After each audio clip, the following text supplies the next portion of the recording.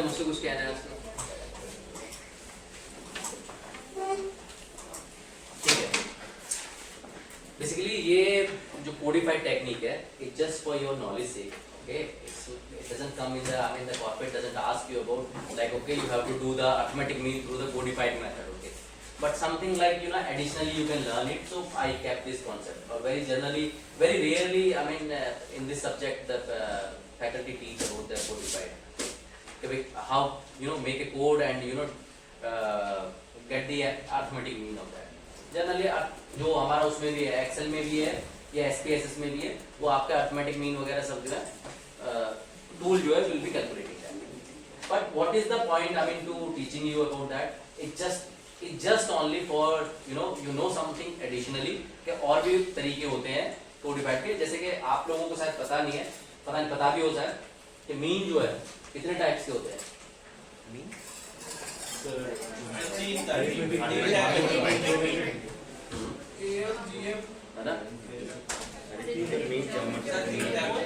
और weighted mean, ठीक है ना. तो 4 तरह के होते हैं. आपका वेटेड मीन हो गया, हार्मोनिक मीन हो गया, ज्योमेट्रिक मीन हो गया और अर्थमेटिक मीन हो गया, राइट.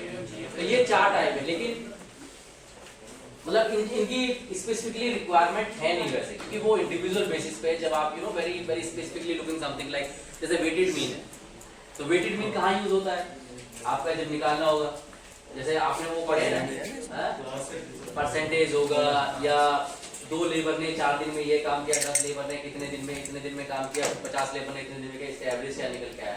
तो जब ऐसे डेटा होते हैं, जनरली आप लोगों ने 8th में 9th में you might be finding such kind of problems where you saying कि अगर 2 लेबर एक दिन में इतना काम करती है तो 4 लेबर एक दिन में कितना काम करेगी. इट्स वेरी डिफिकल्ट हो गया कि जैसे सर पास कर लिए याद नहीं दिलाइए, है ना. अब इसमें ही अगर n numbers of things will be added, so उसका अगर एवरेज निकालना होगा तो weighted mean will be required. तो इस तरह के डेटा के लिए जो है आपका वेटेड मीन होता है. तो ये मतलब हर तरह के अलग अलग हैं मीन्स है, which is you may not be required to be finding out that, क्योंकि बिजनेस एनालिटिक्स में आपको जरूरत भी नहीं पड़ती है. और ये बस एक एडिशनल पॉइंट ऑफ व्यू के लिए मैं बता रहा हूँ. और इसमें जो है जैसे हम ये कह रहे हैं कि कोड है, तो इसमें मोस्ट इंपोर्टेंट बात ये है कि कोड को आप कहीं भी असाइन करेंगे, आपकी जो वैल्यू है, ओके. आई थिंक मैं पिछली क्लास में कर रहा था, या तो वो कहीं कैलकुलेशन मिस्टेक थी मेरी, या ये न्यूमेरिकल गलत हो सकता है. पर when we assign the code, either you assign the code here as a 0 और हियर. पहला पॉइंट तो ये है कि उस कोड के जो पहली वाली जितनी भी वैल्यूज आएंगी, फ्रीक्वेंसी आएंगी, वो सब नेगेटिव, उनको हम नेगेटिव में कोड असाइन करेंगे और 0 के बाद वाली को पॉजिटिव में. अगर मान लीजिए 0 यहाँ पे असाइन हो जाती है, तो सारी वैल्यूज जो है, जो कोड डिजाइन होगा वो सारा माइनस में होगा, -1 -2 -3 -4 उस तरह से. मान लीजिए 0 मैं यहाँ पे असाइन कर देता हूँ, तो कोड क्या होगा 1 + 1 2 3 4 5, तो नेगेटिव नहीं आएगी. लेकिन इस 0 को मैं कहीं भी रखूँ, जहां भी मैं रखूंगा, वैल्यू हमेशा एक ही आनी चाहिए.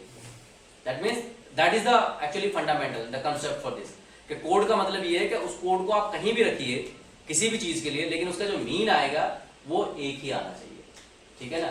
तो जैसे अगर मान लीजिए अगर मैं इसको यहाँ पे मैंने ये रख दिया 0, तो यानी 0 से पहले मेरी जितनी भी वैल्यू होंगी वो मेरी माइनस में होंगी. तो that would be like -1 -2 -3, this is 1 2. ये जो वैल्यू है, these are called the you, code assign to each class. हर क्लास के लिए एक कोड असाइन हो गया, ठीक है ना. तो कैसे असाइन किया, किसी भी एक नंबर को आप जो है 0 दे दीजिए और उससे आगे पीछे कर लीजिए, ठीक है.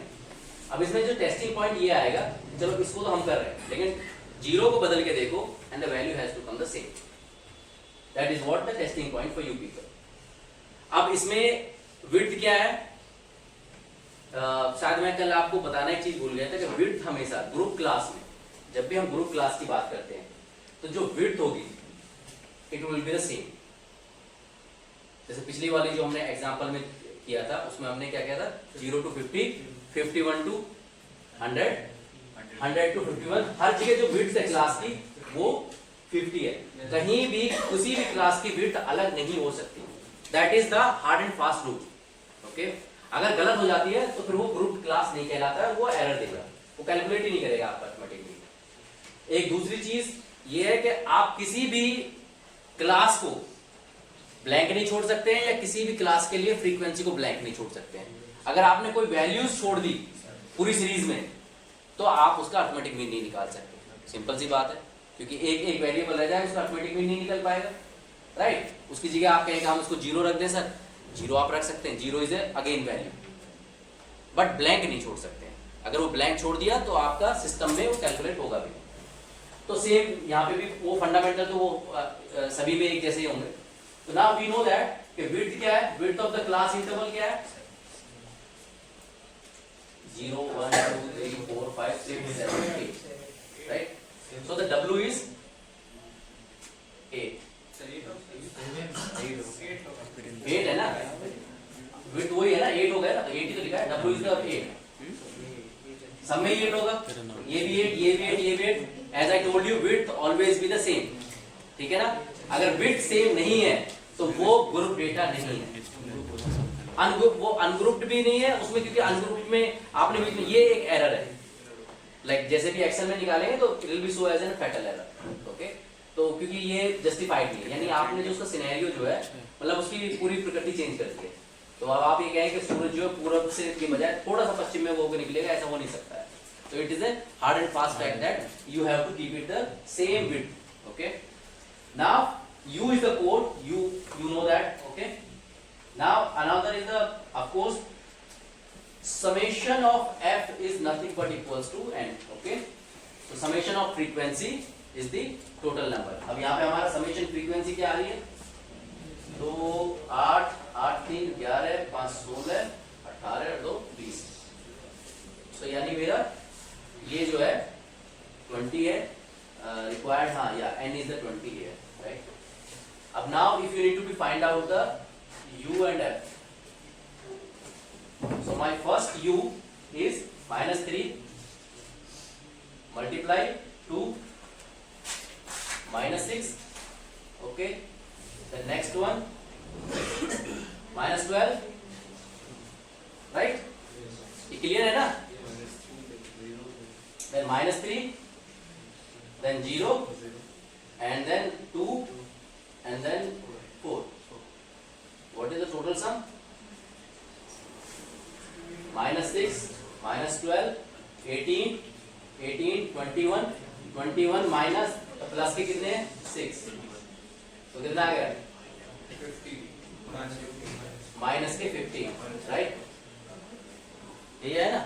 So this is my summation of u and f, right? तो ये मेरा summation of u and f, okay? So -15 and you know divide by 20, कितना आ रहा है, multiply by 8 and then your this is your x0, okay? The x0 will change when you assign the code, okay? So the x0 is here 5, right? So x0 is 5, so it will be 5 plus, so that is how much it will be coming,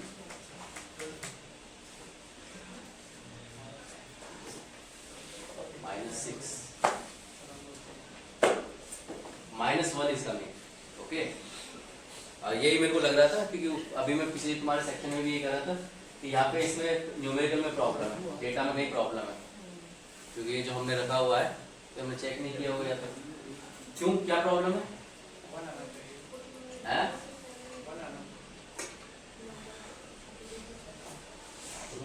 negative problem था, problem क्या है?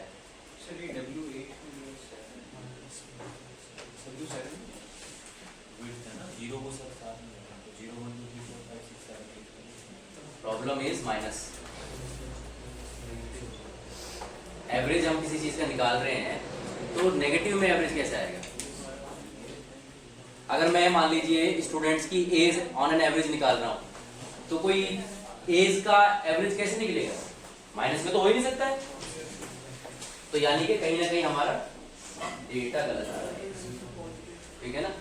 ये मैं check करके तुम्हें कल next class में बता पाऊँ, क्योंकि ये प्रॉब्लम उनके लिए भी आ रही थी, तो ये कहीं ना कहीं आई थिंक मेरे प्रॉब्लम में है। क्योंकि अब देखो ये चीज़ ना तुम्हें खुद को आइडेंटिफाई करनी चाहिए कि तुम्हें ये सोचना चाहिए जब हम अर्थमेटिक मीन निकाल रहे हैं तो मीन जो है वो नेगेटिव कैसे हो गया सर। किसी भी चीज का मीन नेगेटिव कैसे हो सकता है, राइट।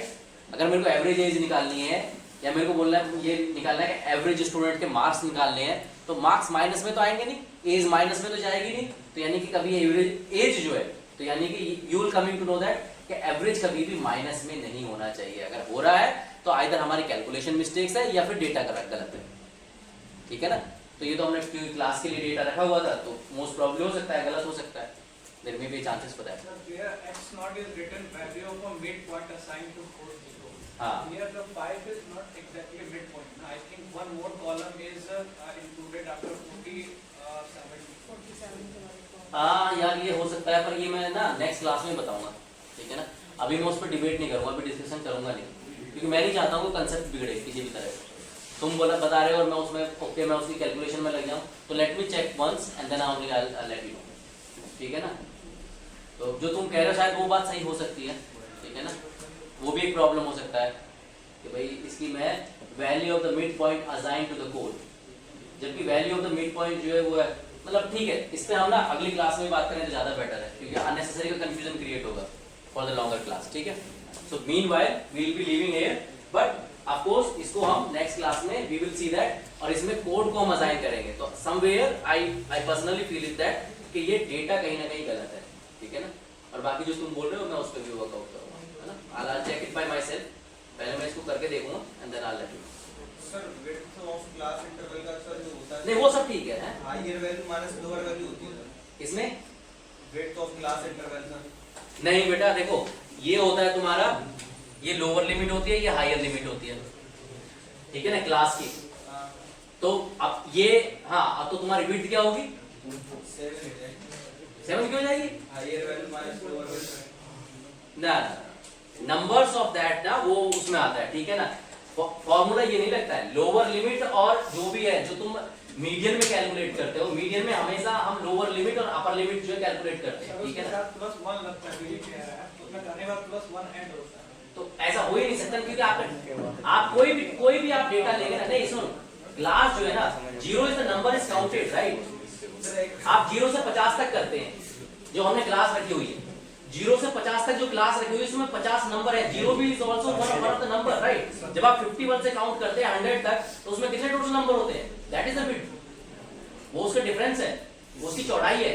50 से लेके 51 से लेके 51 से लेके और 100 तक वो उसकी चौड़ाई होगी ना, वो उतना रेंज हो गया ना, उस रेंज में 51 भी नंबर आ सकते हैं, किसी के 100 नंबर भी आ सकते हैं, तो you will not be calculating the 0 someones और you will not be calculating the 51 someones. अगर उस विड्थ को हम कैंसिल करते हैं तो फिर तो आप किसी एक को तो मिस आउट कर रहा है ना तू, तो जब एक को मिस आउट कर देगा तो कैसे आ जाएगा वो। सर फिर इसका मतलब सर एक कंटीन्यूअस क्लास नहीं, तुम्हारी इस तरह 2 तरह की क्लास होती है, one is your continuous class, कैसे नहीं है ये बताओ। सर इसमें एंड पॉइंट को कंटीन्यूअस क्लास में क्या होता है बताओ, कंटीन्यूअस क्लास मतलब how do you keep the data for the continuous class. मतलब सर उसमें एंड पॉइंट कंसीडर किया जाता है उसमें, और जो दूसरी क्लास स्टार्ट करते हैं उसमें फर्स्ट पॉइंट को लेते हैं तो वो कंसीडर नहीं किया है।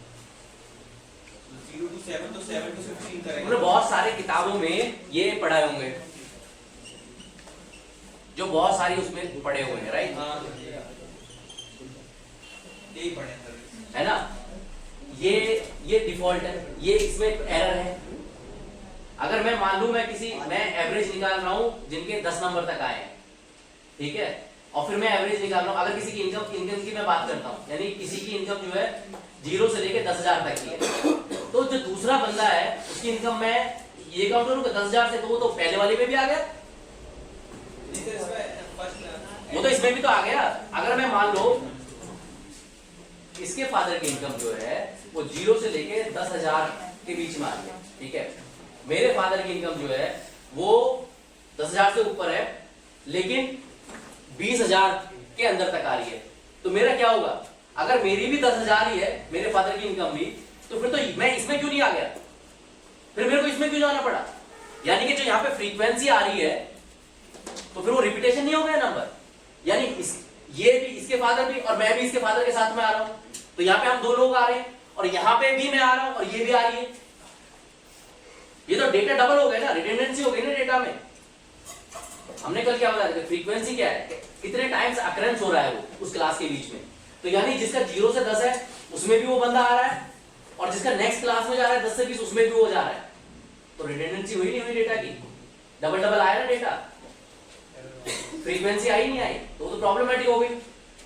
अब ये बोलो कि सर ये इतनी सारी किताबों में लिखा है तो गलत लिखा हुआ था, क्वेश्चन यही आता है क्योंकि हम तो ऐसे पढ़ते आ रहे हैं। बिल्कुल, वो सिर्फ एनसीईआरटी में आप लोगों को सिखाने के लिए, ताकि आपका कोई भी जब मिड वैल्यू निकालते हो तो मिड वैल्यू डेसिमल में नहीं आएगी, तो कैलकुलेशंस आपकी इजी हो जाती है, ठीक है ना। अगर मैं यहाँ पे 11 कर देता हूँ, अब इसकी मिड वैल्यू निकालोगे तुम तो इसका मिड वैल्यू कितना है 5, इसका कितना आएगा पॉइंट में आएगा ना भाई, 21 डिवाइड बाई 2 तो कितना आ गया 10.5 डेसिमल में आ गया। तो जो एनसीईआरटी बुक्स में दे रखा है वो इसीलिए कि ताकि इस डेसिमल को अवॉइड करने के लिए, अब तुमने जो पढ़ा है वो ये है कि भाई मिड वैल्यू जो है इसकी और इसकी 15 आ गई, इसकी आ गई, मतलब उस तरह से आ गई ना, हाँ सॉरी वो 15.5 आ गई, राइट। अगर मैं इसको 0 रखता हूं तो ये 15 आ गई, तो तुम्हारे लिए कैलकुलेशन आसान हो जाती है। तो वो जस्ट बुक में इसीलिए तुम लोगों ने जो प्रैक्टिस की हुई है वो नॉन प्रैक्टिकल प्रैक्टिस है, ठीक है ना, वो प्रैक्टिकल प्रैक्टिस नहीं है, सिर्फ तुम लोगों को कॉन्सेप्ट सिखाने के लिए बताया गया है। लेकिन जो एक्चुअल है वो ये है कि भाई जो डेटा यहाँ पे आ गया उसका रिपीटेशन यहाँ नहीं होना चाहिए, चाहे मेरे फादर की सैलरी 10,001 रुपये आई है लेकिन मैं फिर इस क्लास में ही कहूंगा, नहीं तो फिर मैं इस क्लास में भी काउंट करा जाऊंगा, समझ में आया ना। तो वो डेटा को रिडंडेंट करना है, डबल डेटा हो जाएगा तो फिर तो आपकी वैल्यू सब खराब हो जाएगी ना, यानी आपकी फ्रीक्वेंसी अलग हो जाएगी, फ्रीक्वेंसी बदल जाएगी सारी, समझे नहीं समझे, अकरेंस। तो हाँ बता, अभी एक प्लान किया था 10,001 रुपये होगी, तो सर इस हिसाब से सर जो नया वाला क्लास तो वो तो फिर एग्जिस्ट नहीं करता 10 रुपये 10,001 रुपये, तो सर उसमें 10,000 तक ले रहे हैं और इसमें 11,000 से लेंगे सर, नहीं क्यों लेंगे, सर 11,000 लिखा है ना सर, नहीं मैंने 11 लिखा है, ऑफकोर्स मैंने यहाँ पे 11 लिखा है, लेकिन अगेन मेरे वाले डेटा में भी फिर यही बात आएगी, मैं 10,001 रुपये काउंट करूंगा लेकिन मैं इस क्लास में तो नहीं होऊंगा, तो यानी मेरे को यहाँ पे ये रखना चाहिए, फिर 10.1 रखना चाहिए, राइट। अब 10.1 रखूंगा फिर तेरा वही डेसिमल वाला प्रॉब्लम आ जाएगा, आएगा ना कैलकुलेशन में, सिंपल। बट जो लॉजिकली जो प्रैक्टिकली है वो तो 10.1 से ही आएगा, सिंपल सी बात है, ठीक है ना। तो बेसिकली देखो ये मान लो कि ये टीचिंग में कुछ एक्सेप्शनल मिस्टेक्स हैं, अब इनको जिनको तुम प्रैक्टिकली जो है अगर काउंट करते हो तो प्रैक्टिकली वो जस्टिफाइड नहीं होती है। तो डेटा जो है, और आई थिंक अगर जब कोड बनता भी होगा तो जो कैलकुलेट भी होता है कोड उसमें भी यही होता है, तो हमेशा जो भी हम प्रेडिक्शंस करते हैं वो अप्रोक्सीमेशन के बेसिस पे ही आता है, थोड़ा बहुत ऊपर नीचे आता है ना। जैसे बहुत आप लोगों ने कभी अपने जो बड़े भाई हैं या अपनी फैमिलीज में प्रेगनेंसी की रिपोर्ट देखी होगी, तो गायनिक ये बोलती है +-7 डेज करके माइनस करके रखती है, राइट। क्यों रखती है, क्योंकि अप्रोक्सीमेशन ही रखा जाता है हर चीज का। आप कोई भी प्रेडिक्शंस करेंगे, किसी भी चीज को लेकर प्रेडिक्ट करेंगे, कोई भी नंबर भी लेंगे उसमें भी आप अप्रोक्सीमेट करके ही लिखेंगे, एग्जैक्ट तो आप बता ही नहीं सकते ना। अगर कोई एग्जैक्ट बता दिया तो फिर आपका क्या हो गया, सर्टेन हो गया, कोई भी चीज सर्टेन हो गई। जबकि मैंने ये बताया कि आपका जो सैंपलिंग है वो 2 तरह की होती है, आपकी प्रोबेबिलिटी सैंपलिंग होती है, नॉन प्रोबेबिलिटी सैंपलिंग होती है। और हम हर रिसर्च में ज्यादातर में हम प्रोबेबिलिटी सैंपलिंग लेते हैं जहां पे हमारा प्रिज्यूमिंग होता है, तो यानी हम सर्टेन होते ही नहीं है किसी भी चीज के लिए। तो कहीं भी लेंगे आप, कहीं ना कहीं आपकी प्रोबेबिलिटी होगी, ऊपर नीचे थोड़ा बहुत आगे पीछे होगा ही होगा, प्रोबेबिलिटी सिनेरियो बनेगा ही बनेगा। तो कितना ही भी आप प्रैक्टिकली चले जाइए, कहीं भी अगर आपको सर्टेन जाना है तो नॉन प्रोबेबिलिटी सैंपलिंग लेंगे और उसके लिए आपके स्पेसिफिक सिनेरियोज है। जैसे आप हिस्टोरिकल डेटा लेंगे तो पास्ट में आप जाके कुछ भी बदल नहीं सकते हैं, तो हिस्टोरिक डेटा जो है वो फिक्स है आपका, तो वो वही होगा। आप गैलेक्सी के ऊपर कर रहे हैं, आपको पता है कि इस गैलेक्सी में, हमारी गैलेक्सी में 8 प्लैनेट है, तो वो 8 ही हैं, आप चेंज नहीं कर सकते हैं, ठीक है। तो जहां पे फैक्ट है वहां पे आप नॉन प्रोबेबिलिटी, जो प्रोबेबल नहीं है, नॉन प्रोबेबिलिटी सैंपलिंग का डेटा रखेंगे, और नहीं तो आप प्रोबेबिलिटी का डेटा रखेंगे। तो बेसिकली अब ये जो चीजें आती है, तो इसीलिए कॉन्सेप्ट जो है समझने वाला होता है। इसलिए कोई भी चीज जब आप बताते हैं किसी भी चीज को लेकर, आप ये नहीं कहेंगे कि आप 100% श्योर ऐसा ही होगा, बोला ये मेरा प्रेडिक्शन है कि यही होगा, this is the what the result is coming according to the data. जितने भी टूल्स आपके बने हुए हैं, चाहे वो एक्सेल बना हुआ है या एसपीएसएस बना हुआ है, सब में फॉर्मूलेज इस तरह से लगा रखे हैं। तो यानी अगर तुम ऑटोमेटिक मीन भी निकालोगे सबका, तो वो ऐसे निकाल के दे देगा, ठीक है ना। अब you wanted to be more precise, वो हो ही नहीं सकता, वो पॉसिबल ही नहीं हो सकता। नंबर्स के साथ आप एकदम प्रीसाइज हो ही नहीं सकते, ठीक है ना।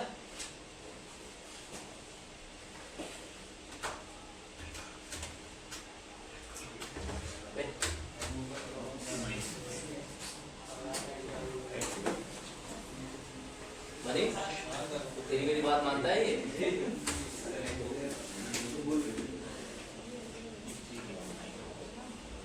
हो गया तो ठीक कर मिला।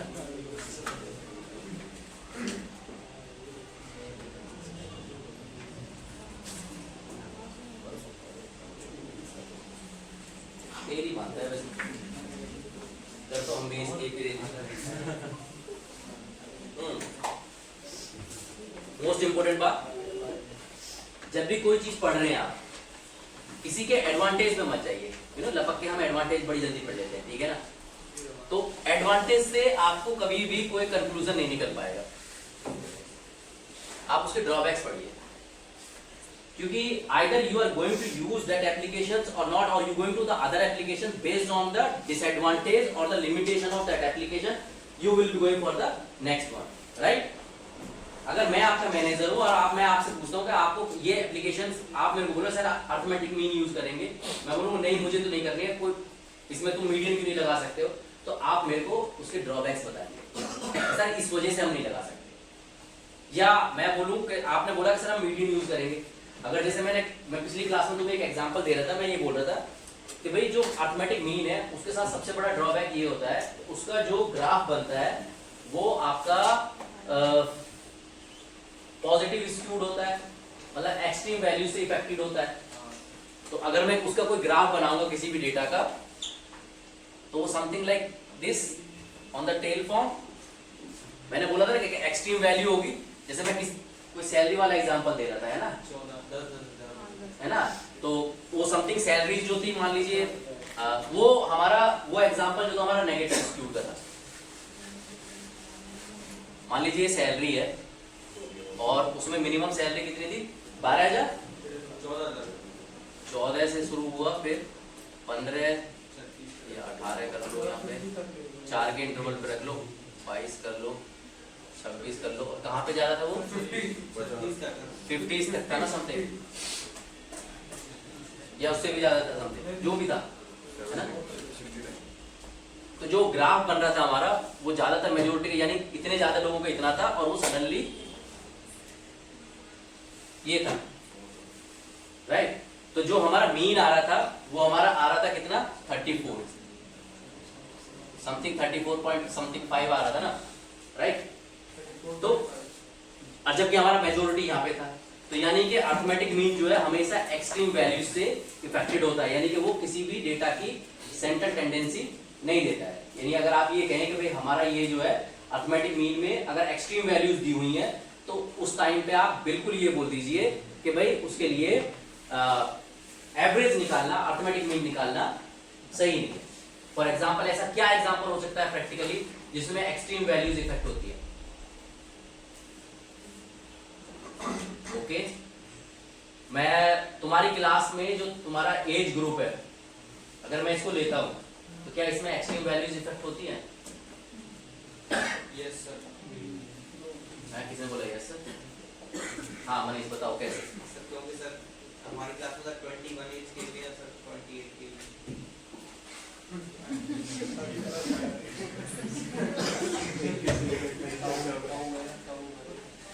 तो ये तो एक्सट्रीम नहीं हुआ, पर मुझे लगता है एक्सट्रीम है। मोस्टली सर 20-24 है सर, स्लाइड से 1 2 सर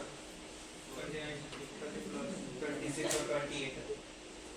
अच्छा, वैसे मनीष का एग्जांपल बिल्कुल गलत है। बेसिकली जो एक्सट्रीम वैल्यूज को हम अगर करते हैं, जैसे अगर हम इनकम स्टेटमेंट्स के बारे में बात करते हैं तो हम कभी भी अर्थमेटिक मीन यूज नहीं करते इनकम के मैटर में, क्योंकि वहाँ पे एक्सट्रीम वैल्यूज आती हैं, ठीक है ना, वहाँ पे वेरिएशन बहुत ज़्यादा रहता है, बहुत एक्सट्रीम भी है, बहुत डाउन भी है, उससे कम भी है, उससे ऊपर भी है। तो जो हाई पे भी जाते हैं उनसे भी कुछ लोग ऊपर होंगे लेकिन कम होंगे। तो हमेशा जब भी आपके पास ये हमेशा अपने ये थॉट हमेशा अपने एग्जाम के लिए रख लो, क्योंकि एग्जाम में इस थॉट पे क्वेश्चन आएगा कि जब अगर आपसे किसी भी प्रैक्टिकल सिनेरियो में इनकम के बारे में पूछा जाए तो आपके लिए सबसे बेस्ट टेंडेंसी होती है मीडियन। मीडियन पैकेज निकालना, मीडियन के थ्रू ही आप उसका निकालेंगे, ठीक है ना। ना केस आपको जब मिलेगा तो उसके हिसाब से आप नंबर्स को जस्टिफाई करेंगे, आंसर ये रहेगा, लेकिन ठीक है ना। यस, उसमें आप यही बताएंगे कि median is the most one of the best appropriate to taking out the central tendency. Why वो scenario के accordingly आप उसको describe करेंगे, then you will get your marks. So you remember that कि ये एक ऐसा एग्जाम्पल है जो आपके मीन मीडियन मोड को बहुत अलग डिफाइन करता है, उसमें मोड भी वर्कआउट नहीं होता। तो income is a very unique examples where the median can be used. Okay, ऐसे एग्जाम्पल्स दिमाग में रखिए क्योंकि उसमें एक्सट्रीम वैल्यूज होती है आपकी। ओके, तो इसमें आपके एडवांटेज आप पढ़ लेना। डिसएडवांटेज में of course can not calculate if any observation are missing. If any observations are missing means suppose कोई भी नंबर नहीं रहेगा तो आप नहीं कैलकुलेट कर रहे हैं। Can not calculate for the data with the open ended class. Open ended class का मतलब ये है कि मान लीजिए आपने 0 to 10 गए, ठीक है, और जब चलते चलते चलते 50 और ये वाला खाली छोड़ दिया, this is the open ended class. यहाँ पे आपने 10 to 20 रखा, 20 to 30 रखा, 30 to 40 रखा, 40 to 50 रखा और ये 50 के बाद छोड़ दिया। So this is called as open ended class. तो यहाँ पे जब ओपन एंडेड क्लास है तो भी आपका अर्थमेटिक मीन नहीं निकाल सकते आप, ठीक है ना, क्योंकि आपका एवरेज नहीं आ पाएगा, आप मिड पॉइंट नहीं ढूंढ पाएंगे। फिर it is affected by the extreme values, जैसे मैं बता ही रहा हूँ, इसका एक डिसएडवांटेज है कि it is affected by the extreme values. Then it may be the number which is not present in the data and it can be calculated for the data representing the qualitative characteristics. Okay, this is something you can just remember it. So these are the drawbacks. Because of these drawbacks we are moving to the median. Okay, median क्यों use करेंगे? अगर मान लीजिए आप लोगों को ये याद होना चाहिए कि आपके केस में कोई ऐसी प्रॉब्लम तो नहीं है। अगर ऐसी प्रॉब्लम है तो फिर आप इमीडिएटली मीन को इरिडिकेट कर देंगे, ठीक है ना। लेकिन खाली यहीं पे नहीं इरिडिकेट करेंगे, फिर आप जो है जब मीडियन निकालेंगे उस वैल्यूज को काउंट करेंगे कि भाई मीडियन में क्या आया है हमारा एवरेज नंबर और मीन में क्या आया हुआ है और हमारा सिनेरियो क्या पूछ रहा है। जैसे मैंने कल तुम्हें बताया था कि भाई अगर सैलरी का कोई पॉइंट ऑफ व्यू होगा और अगर मैं एम्प्लॉयर हूं तो मैं ये चाहूंगा कि एवरेज सैलरी जो है ज्यादा दिखनी चाहिए ताकि मैं बोल सकूं मैं तुमको एवरेज सैलरी इतनी ज्यादा दे रहा हूं। लेकिन अगर मैं एम्प्लॉय की तरफ से बोल रहा हूं तो वहां पे एवरेज सैलरी मेरे को कम रहेगी जो जस्टिफाइड कर पाए, ठीक है ना। तो entirely depend on the scenario, ठीक। तो यानी कि ऐसा भी नहीं है, पर ये बहुत क्रिटिकल है कि ये दिमाग में रहना चाहिए।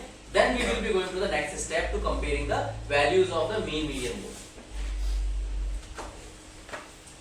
So, okay, this is what like I'm clearly explaining you about that कि भाई जैसे ये सेल जो है आपका the mean is being skewed by the two large numbers, जैसे 90,000 95,000, बाकी सबके किसी के 15,000 है, किसी का 18,000 है, 12,000 से लेके और सबके उसी बीच में है 18,000 के बीच में। बट जो लास्ट वैल्यूज है वो एक्सट्रीम वैल्यूज है।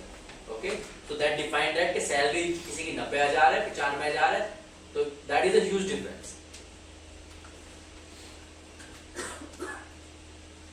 अब मीडियन में मैंने पहले बताया था कि जब भी हम एवरेज निकालते हैं हम एलिमेंट निकालते हैं, ठीक है ना।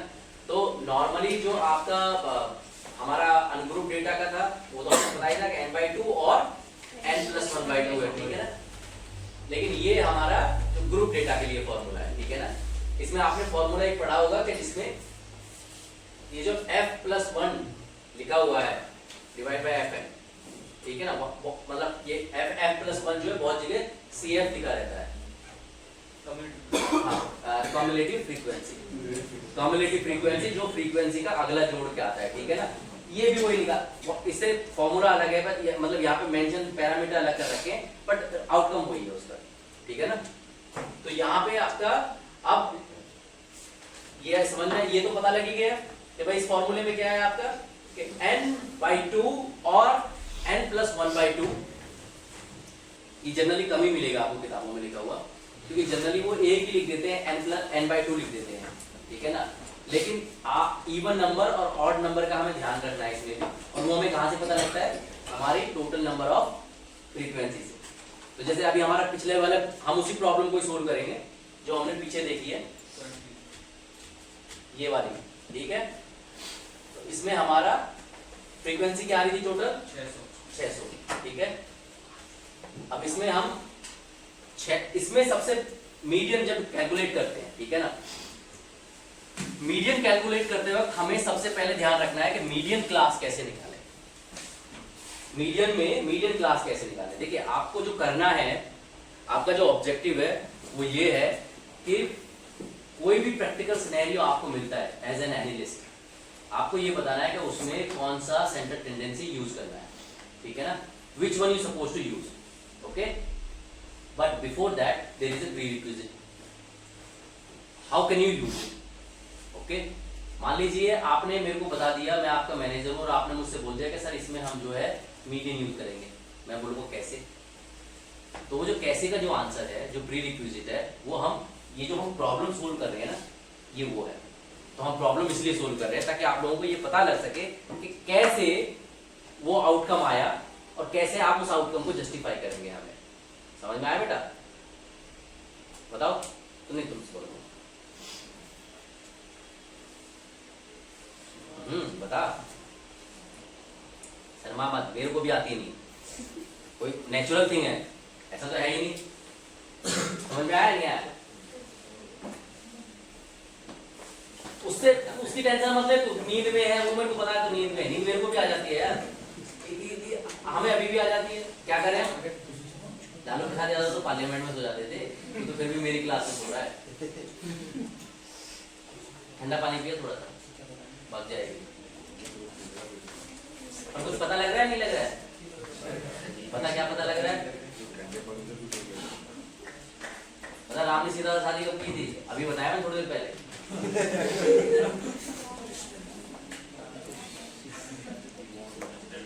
आज जब धनुष तोड़ा था।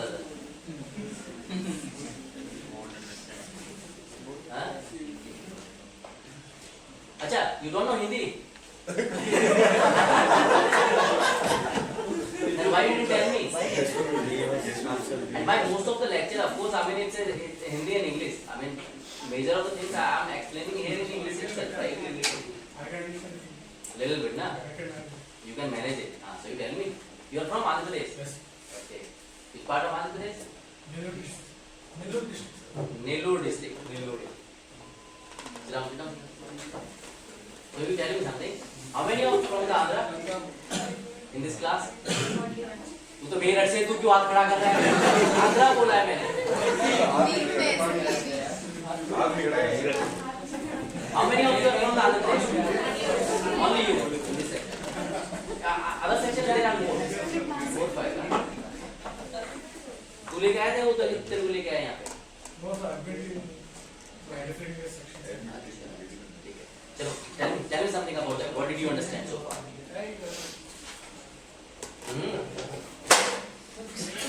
Good name? यशवंत, बताओ। You have a wonderful name. हमारे फॉरेन मिनिस्टर हैं यशवंत सिन्हा। पहली बात लीजिए, कोई बात नहीं, हम उसकी क्लास पे नहीं जा रहे। You tell me यशवंत, तुम बताओ क्या समझ में आया? Sir median formula, median for series, n divided by 2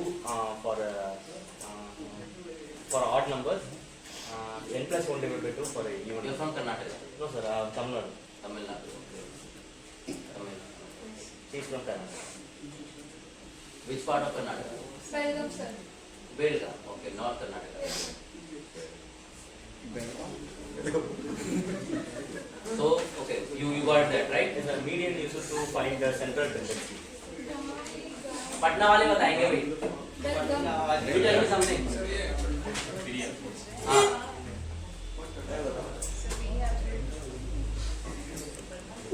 So median for the odd number we will apply this formula n plus 1 upon 2. Median के लिए मैंने एक चीज बताई थी कि मीडियन में हमें एक चीज पता करनी होती है. वो क्या था? मैंने अभी एक वर्ड लिया था नाम. हाँ, वो क्या था?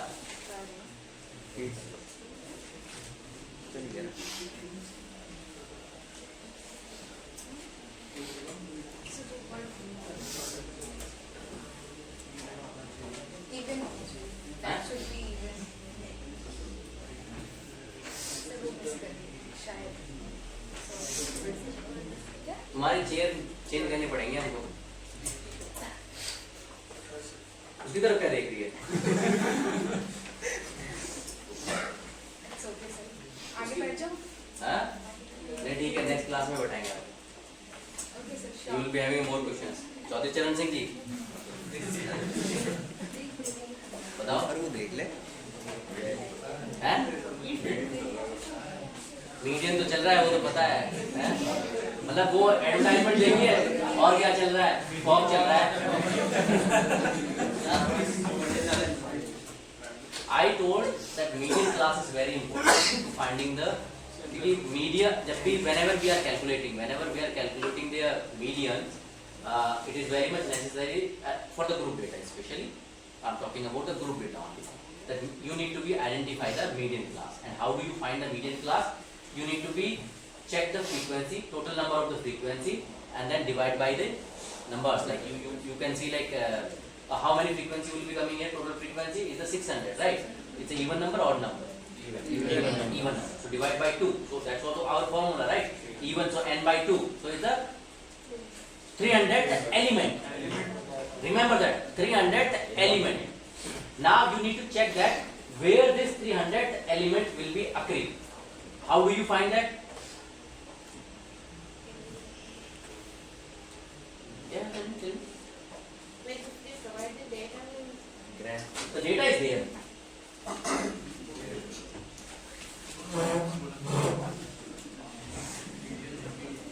You tell me how do you find the median class here? Guys, how do you find the median class here?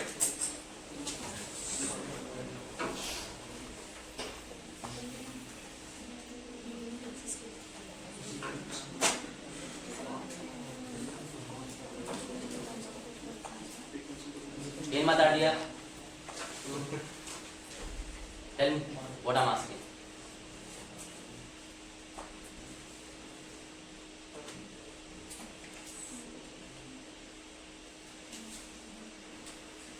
Hilly, quickly.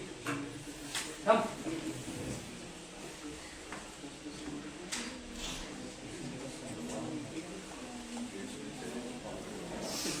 Guys, tell me. Sir community frequency पर आएंगे हाँ?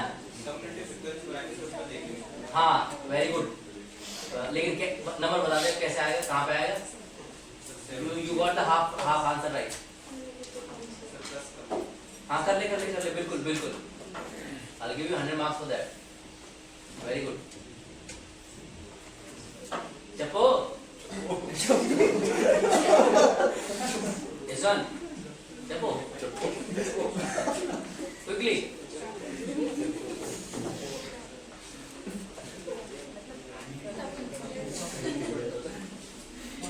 तो यहीं को हमारी उड़े को हैं तो हम ऐसी बात करते हैं. तू बता दे कहाँ आएगा, कैसे आएगा? 51 और 100 वाली क्लास है. 51 100 वाली क्लास. कौन सी क्लास में? 51 और 100 वाली.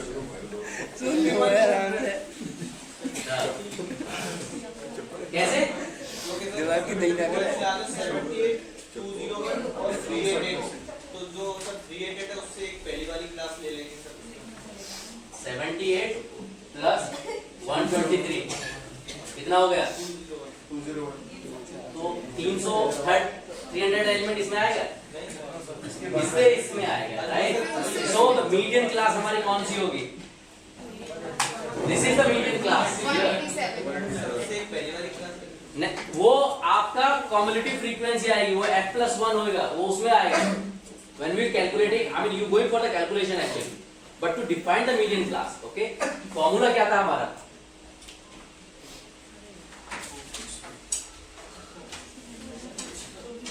नहीं तूने अच्छा जवाब दिया। f क्या है हमारी? फ्रीक्वेंसी क्या है? Sum of the frequency up to but not including the median class. तो मीडियन क्लास हमारी कौन सी होगी? जो हमारा 178 वाला आ रहा था नंबर। अरे यार कोई आजा, मिनट बॉय कम क्विकली डेटा लिख, बिटान दे जाएगा। जल्दी से डेटा लिखना। अच्छा, बार-बार मेरे को डिस्टर्ब करता रहेगा नहीं तो। अच्छा ये आगे ही था, ठीक है कोई बात नहीं, हो गया मैनेज।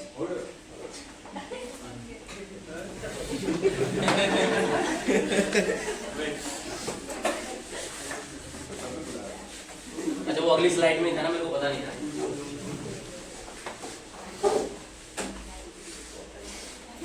बार-बार मेरे को 2-3 स्लाइड पीछे जाना पड़ रहा है।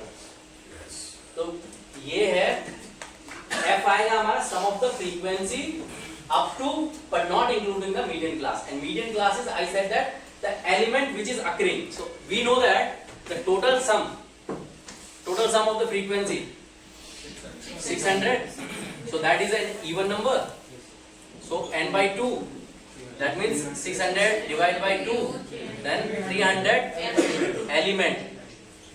अब वो कहाँ पे एलिमेंट आ रहा है? यहाँ पे हमारा 78 है, इन दोनों को जोड़ दिया तो यहाँ पे कितना आ गया हमारा? 201 एलिमेंट। तो यानी कि जो ये एलिमेंट है ये कहीं ना कहीं इसमें आएगा, क्योंकि if I add this 200 01 178 87, so that means 883, तो यानी कि यहाँ इसके बीच में आ जाएगा। So this is my median class. This is very much important to understand, क्योंकि मीडियन क्लास पहले पता करना पड़ता है, क्योंकि मेरा जो फॉर्मूला कह रहा है वो यही बोल रहा है कि सम ऑफ द फ्रीक्वेंसी f जो मुझे रखना है, यानी फॉर्मूला में जो मुझे f रखना है, ये जो f रखना है, इसका सिंपल सी बात है sum of the frequency not including the median class, यानी कि मैं मीडियन क्लास को ऐड नहीं करूंगा, यानी मेरी फ्रीक्वेंसी या f कितना होगा मेरा? कितना हुआ मेरा फिर f? What is the value of f now? बताओ ना अब यहाँ पे जल्दी से, जल्दी बताओ f की वैल्यू कितनी हो गई?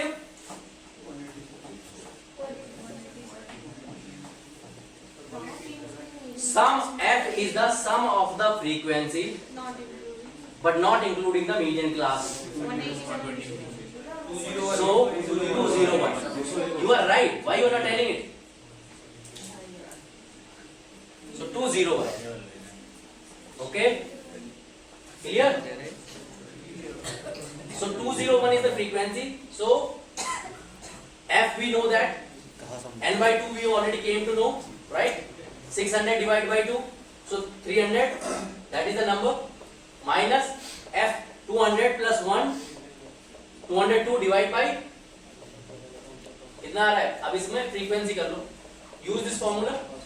fm क्या है? fm is your frequency of the median class. So median class कौन सी है मेरी? So the 187, right? So 187. So this is my fm. fm की वैल्यू कितनी हो गई? 187, इसीलिए ये अलग होना है। क्लियर है? fm कैसे आया पता लगा? यशवंत पता लगा या नहीं पता लगा? ये fm कैसे आया? How the fm will came? The value of fm is how it came?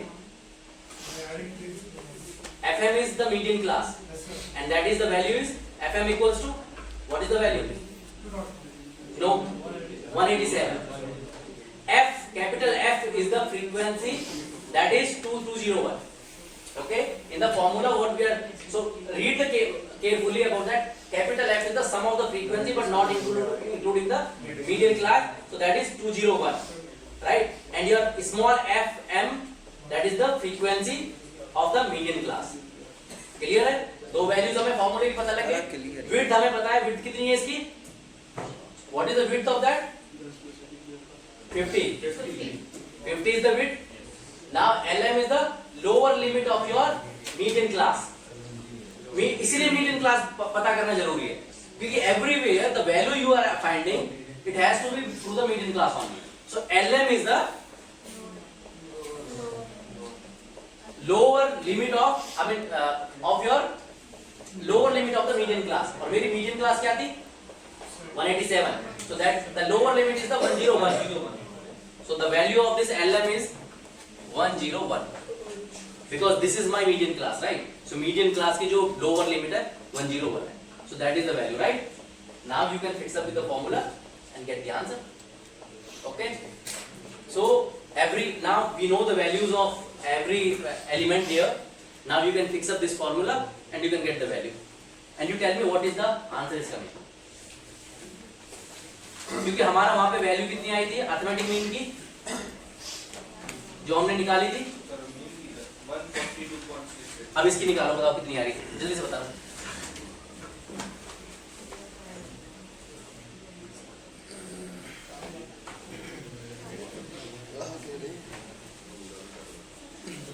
Within 2 minutes, not more than that. Calculation ही तो करना है।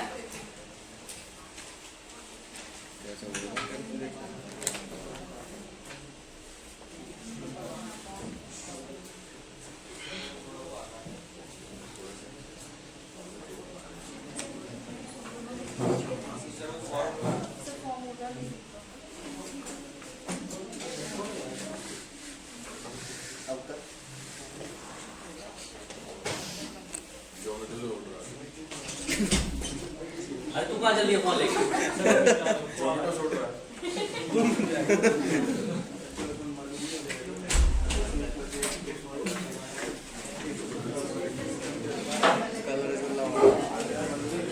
1 minute is over. 1 more minute. That's it.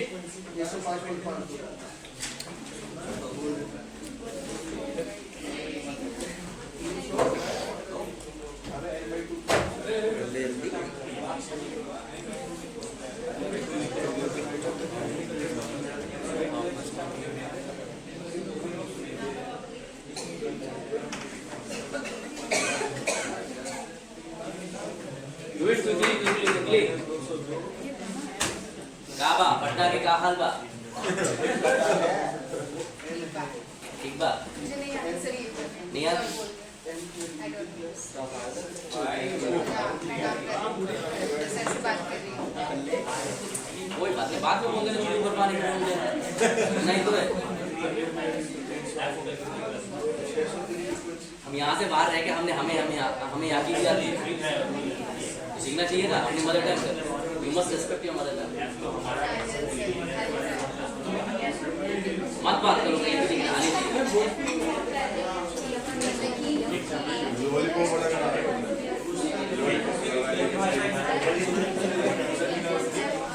अबे सारी वैल्यूज है, कैलकुलेशन नहीं हो रही है।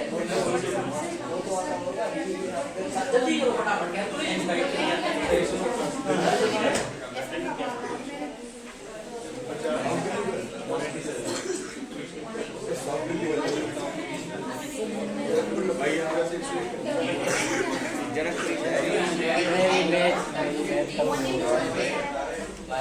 मेरी मैथ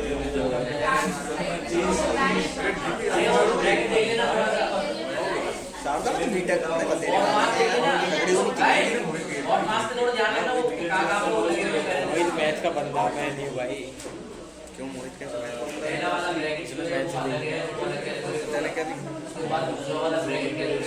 फिजिक्स में कितने पास हैं?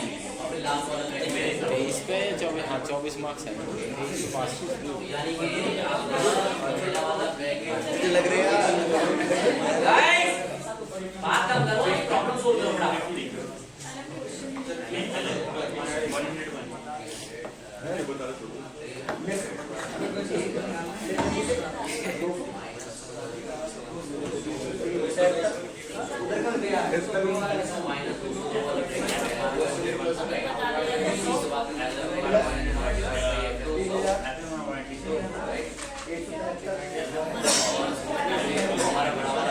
गुण बॉड मास थोड़ा देख लेना यार, अब ये नहीं सिखाऊंगा तो मैं बॉड मास सिखाऊंगा। गुण है कैलकुलेशन कर लिया? हिंदी में है गुण है अरे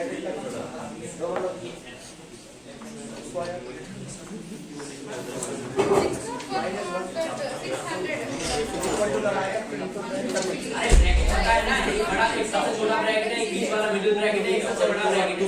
सर 160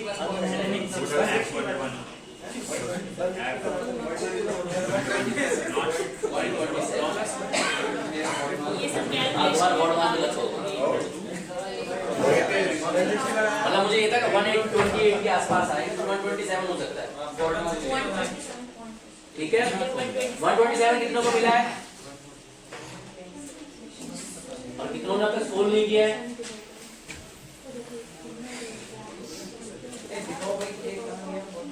अरे तूने सोल्व तो किया ही है। अरे हाँ थोड़ा सा उसकी में से क्यों टीप रहा है?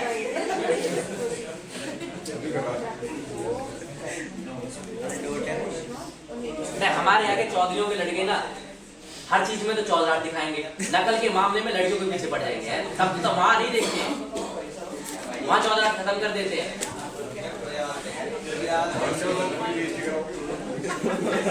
तो यहाँ भी तो चौधरी खड़ा है ना।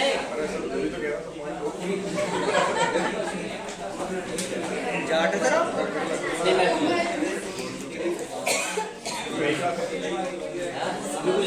नहीं, मैं जाट मुरादाबाद आप फटाफट कैलकुलेट कर। प्रेजेंट वाला है, जल्दी से बताओ कैलकुलेट। सीजन वाला हाँ Slide change. मेरा फोन नहीं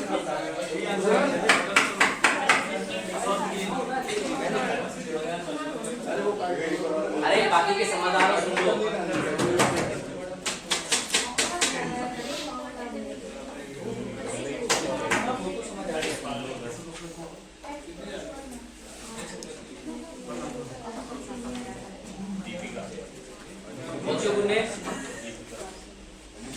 ಏನು ಪ್ರಾಬ್ಲಮ್ ಆಯ್ತಾ?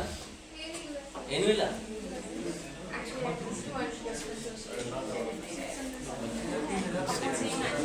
किससे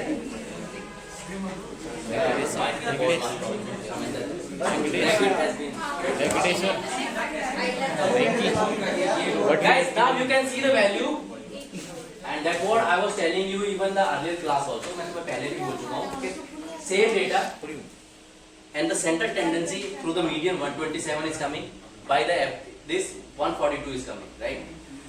एक ही डेटा हमने यूज किया, लेकिन मीन की वैल्यू कुछ और आई है और हमारा जो मीडियन की वैल्यू है that is actually different, right? So that means like both the techniques are mentioning that center tendency is having a variation. Okay, जब skewed data होता है, okay, whenever the skewed data is there, what is supposed to do? What will you do to find the more authenticity? No, you need to be eradicate the data which is creating the skewness. Whenever the tail is coming, so you need to be remove that. So to coming to a center tendency, you have to make it that way.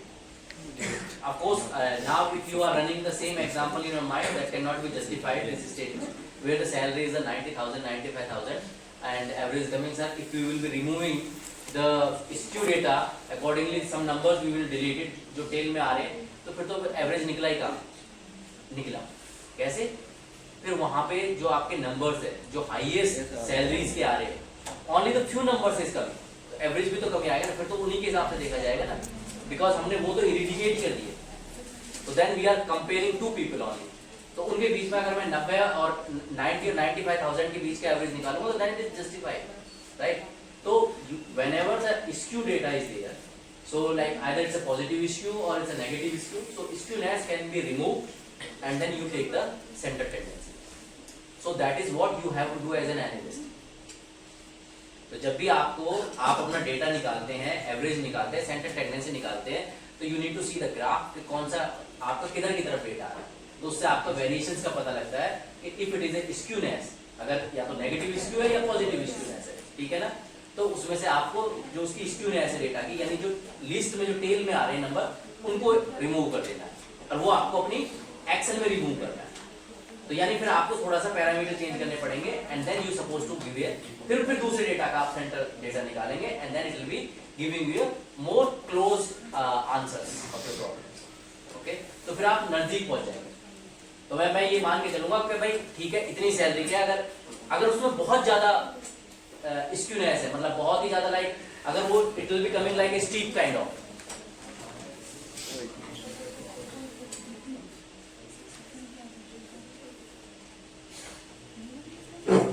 अगर ऐसा कुछ steep graph बन रहा है तो उस case में तो ऑफ कोर्स हमको वो we have to extreme values we need to be, क्योंकि because for the larger number this is the larger chunk of the population, so we have to either remove this extreme values and then look it for this.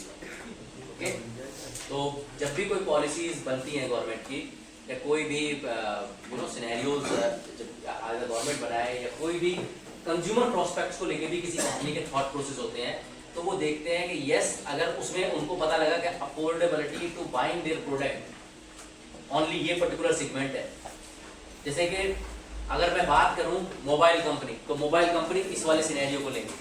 अगर मैं बात करता हूं Ferrari की, तो वो सिर्फ इसी सिनेरियो को लेंगी, क्योंकि उनको पता है कि फरारी की गाड़ी खरीदने वाले जो है वो 100 कस्टमर ही है बस ऑल ओवर इन वर्ल्ड में, तो वो उतनी मॉडल बनाएंगे, उतनी कॉस्ट को इन्वॉल्व करेंगे। तो उनके हिसाब से वो सिर्फ उन्हीं कस्टमर्स के बारे में उनका देखेंगे कि उनकी जो एनुअल ग्रोथ है वो डिप तो नहीं हो गई है या वैसी है, यानी उनके जो whatever the 100 customers are there, they are still rich worth of to buying their Ferrari car और नॉट। अगर उनको लगता है तो वो उन्हीं के बारे में डेटा कलेक्ट करेंगे।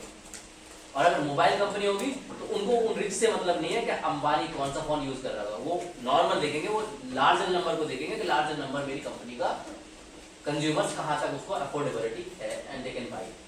ओके, जैसे इसमें बीच में जो सेगमेंट आ जाता है वो एप्पल का आ जाता है कि हर तरह के वो सेगमेंट को कैप्चर कर रहा है, ठीक है ना।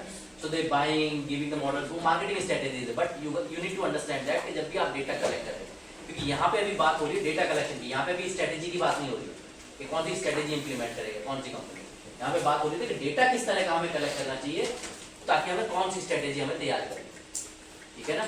क्लियर है, ये तो क्लियर है यहाँ तक। ओके, अभी जब हम मोड निकालेंगे तो mode will be entirely different from this. Okay, now okay, before going to the mode, like when should we prefer using the median over the, I mean using median over the mean, and answer is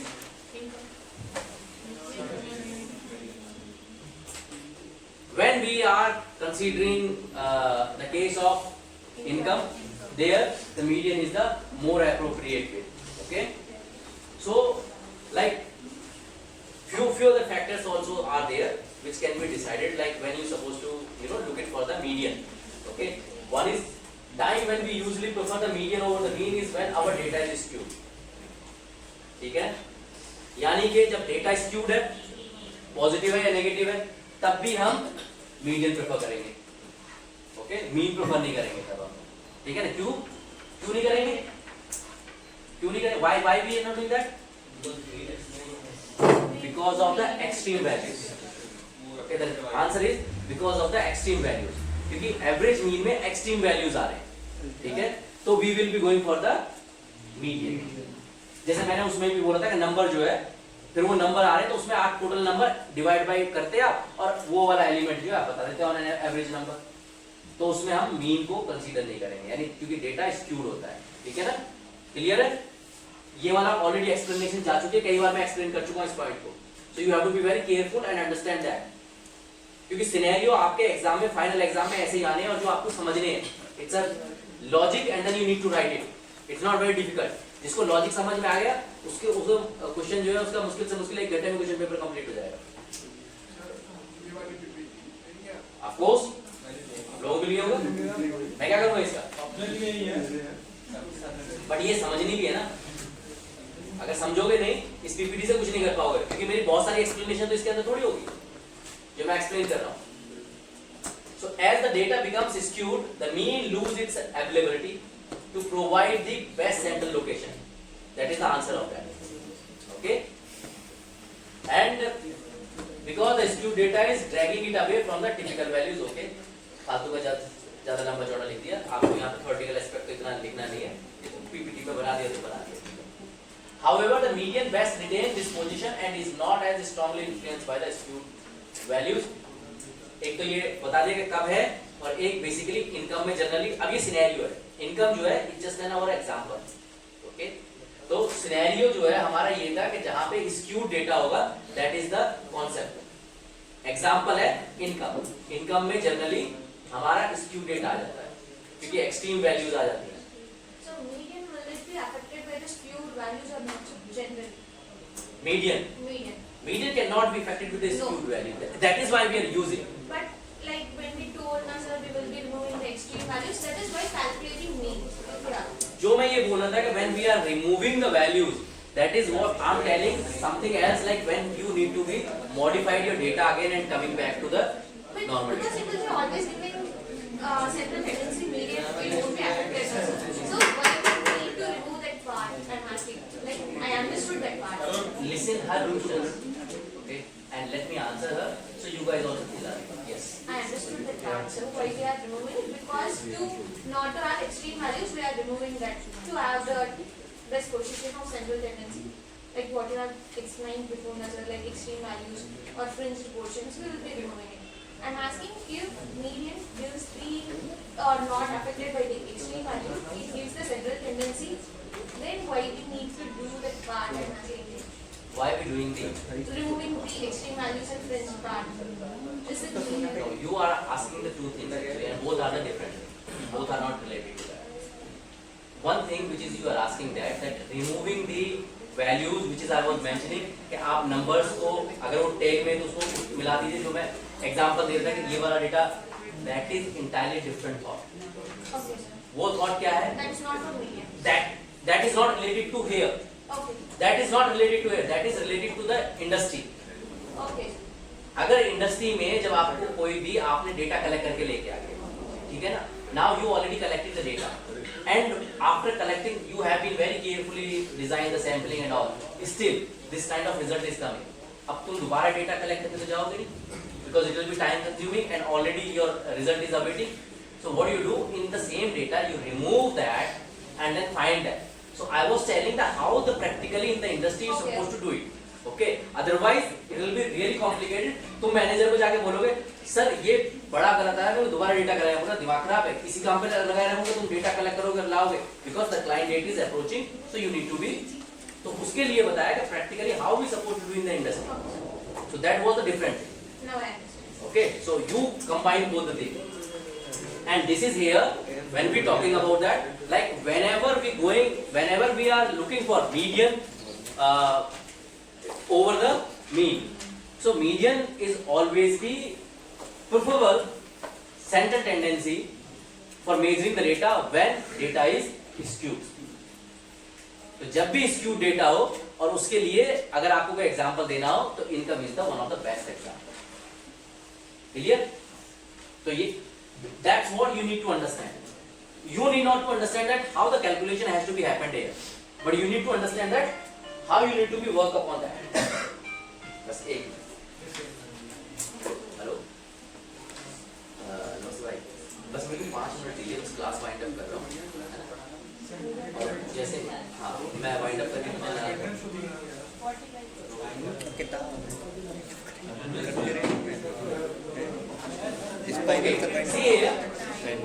अरे उसी concept में थोड़ा सा उसको clarity में ले लो, बाद में तुम्हें पीपीटी यूज कर सकते हो, तो ये पीपीटी समझ में नहीं आती. दिस इज सिमेट्रिकल डेटा है ना, बड़ा अच्छे से ग्राफ बन रहा है, you can see that right. Normal distribution का this is called as a normal distribution का, राइट. तो यानी जितना भी सिमेट्रिकल डेटा होता है वो आपका नॉर्मल डिस्ट्रीब्यूशन का होता है, जहां पे आपका यहीं पे आपका सेंट्रल टेंडेंसी आ जाती है.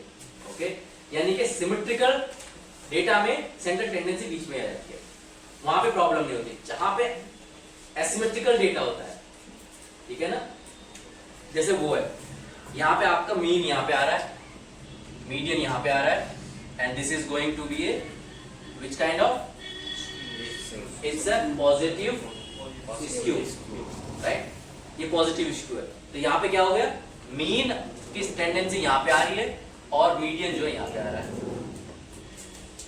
ठीक है ना। तो it will be going to more central side, okay. जैसे मैंने बोला कि क्योंकि हमारा जो इम्पैक्ट है वो कम जाए, यहाँ पे जाए एंड ऑफ द डे, लेकिन आपका जो जस्टिफिकेशन होगा वो केस के बेस पे ही होगा, वो सिनेरियो के बेस पे होगा। वो सिनेरियो जो है वो रियल टाइम सिनेरियो होगा and then you need to think of that कि उस रियल सिनेरियो में आप एम्प्लॉयर की तरफ है या एम्प्लॉय की तरफ है। फॉर एन एग्जांपल, ओके, जैसे मैंने जो एग्जांपल दिया, तो वो रियल बेस सिनेरियो जब मिलेगा इंडस्ट्री के अंदर, वो सिचुएशन है, कंपनी आपसे उनका ऑब्जेक्टिव क्या है वो आपको बताएंगे कि भाई हमारा ऑब्जेक्टिव ये है, तो उस ऑब्जेक्टिव के accordingly then you will suggest it. Clear?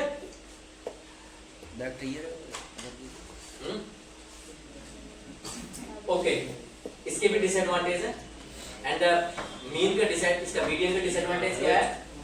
It is not based upon all the values of the given data. मतलब सिंपल सी बात है, क्योंकि इसमें कुछ डेटा हमारा हट जाता है, क्योंकि मीडियन हमारा एंड एलिमेंट है, तो यानी बीच के एलिमेंट चले जाते हैं, यानी कि इसमें कहीं ना कहीं ये वाला कंसीडरेशन से एवरी एलिमेंट, यानी कि हर एक इंसान की बात जो है कंसीडर नहीं हो सकती, ठीक है ना। इसमें ये भी प्रॉब्लम है। अगर ऐसा होगा तो मतलब कहीं पे कोई सिनेरियो ऐसा होगा जहाँ पे एक बच्चे की ओपिनियन कंसीडर कर रखी जाती हो, तो फिर it can not be considered, right. तो यहाँ पे कुछ वैल्यूज जो है, हर वैल्यू को हम कंसीडर नहीं कर सकते हैं, और ये अब आप इसको ड्रॉबैक भी ले सकते हैं, या ये आप ये कह सकते हैं कि सिनेरियो में इट माइट बी रिक्वायर्ड और it might not be required, okay. अगर if your scenario required that each one's value is important, then of course you cannot go for the median. But each one of the value has to be considered, either it is small or the big, then you have to go to the mean. क्योंकि उसी में in that value only, even mode में भी नहीं consider कर सकते, because mode is the most repeated thing. That is the average will be coming in that one. Okay? clear? क्योंकि every value has been considered and accordingly the average came. Because जो total number हम divide करते हैं उसमें वो number add हुआ ना, चाहे वो मिनिमल पॉइंट ही था, चाहे वो 2 था या 1 था या 0 था, but it is counted as a 1 person. So that means we have to, if that is a scenario where the every value need to be considered, you need to be find out the average, not the median. And for the larger data size, the arrangement of the data in the increasing order is difficult. Of course, as I told you, ये problem जो है, ये drawback तो आपका mode में भी रहेगा, because for mode also the most repeated, like you need to put it in a ascending or descending order. When your data comes, average में ऐसा कुछ नहीं है, average में कहीं भी नंबर रख दो, जुड़ के वही आना है, right? लेकिन median है या mode है, तो उसमें either you have to put it in a ascending order or a descending order, ठीक है ना? तो बेसिकली ये चाय बनाने जैसा है, मीडियम, ऐसा नहीं है, मतलब ये नहीं है कि तुमने चाय पत्ती खा ली, दूध खा लिया, वो मीन है, ठीक, but this is your medium. So clear drawbacks. मैं नेक्स्ट स्लाइड देख लूं किस चीज की. अब यार जल्दी से बेंच ब्याह हो, मन कर रहा है जल्दी से ब्याह हो, मैं बहू को पीटूं बेल्ट से. तो पीटेगा ना बहू को अपनी, क्या